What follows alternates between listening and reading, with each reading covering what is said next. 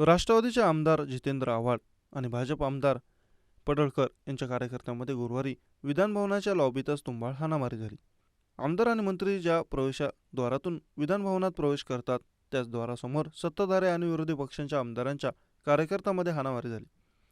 त्यानंतर आज विधिमंडळात भाजप आमदार गोपीचंद पडळकर यांनी आपली प्रतिक्रिया व्यक्त केली. आज सकाळी विधिमंडळात आल्यानंतर गोपीचंद पडळकर यांनी माध्यमांशी संवाद साधला. भाजप आमदार गोपीचंद पडळकर यांनी म्हटले की या प्रकरणी काल मी माझी भूमिका व्यक्त केली होती. मी कालच विधानसभा अध्यक्षांना भेटून दिलगिरी व्यक्त केली. त्याशिवाय आमच्या कार्यकर्त्यांना ताकीद देऊन कारवाई करा असंही त्यांना सांगितलं. रात्री उशिरा आमच्या कार्यकर्त्यांना FIR दाखल केला आहे. आता आम्ही कोर्टाच्या कारवाईला सामोरे जाऊ असंही पडळकर यांनी सांगितलं. जितेंद्र आव्हाड यांनी बुधवारी राडा झाल्यानंतर एक व्हिडिओ दाखवला होता. या व्हिडिओत पडळकर हे कार्यकर्त्यांसोबत विधिमंडळाच्या पायऱ्यांजवळ चर्चा करत होते.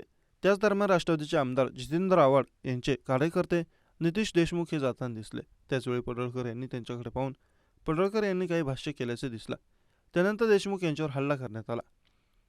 या व्हिडिओबाबत विचारले असता गोपीचंद पडळकर यांनी म्हटले की तो नितीन देशमुख माझाही कार्यकर्ता नाही, त्याला मी ओळखत नाही.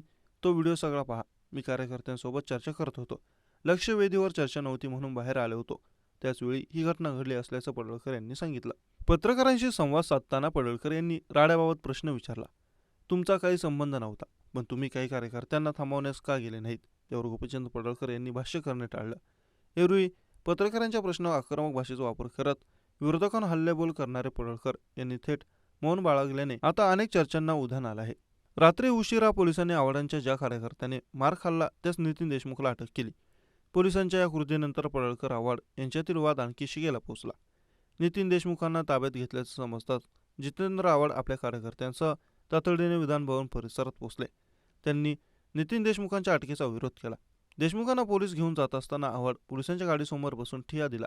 एवढेच नव्हे तर हे आंदोलन शिगेला पोहोचल्यानंतर जितेंद्र आव्हाड थेट पोलिसांच्या गाडीखाली झोपले. यानंतर पोलिसांनी ताकदीचा वापर करत आव्हाडांना गाडीखालून ओढून काढलं. त्यांना बाजूला करत नितीन देशमुखांना पोलीस घेऊन गेले.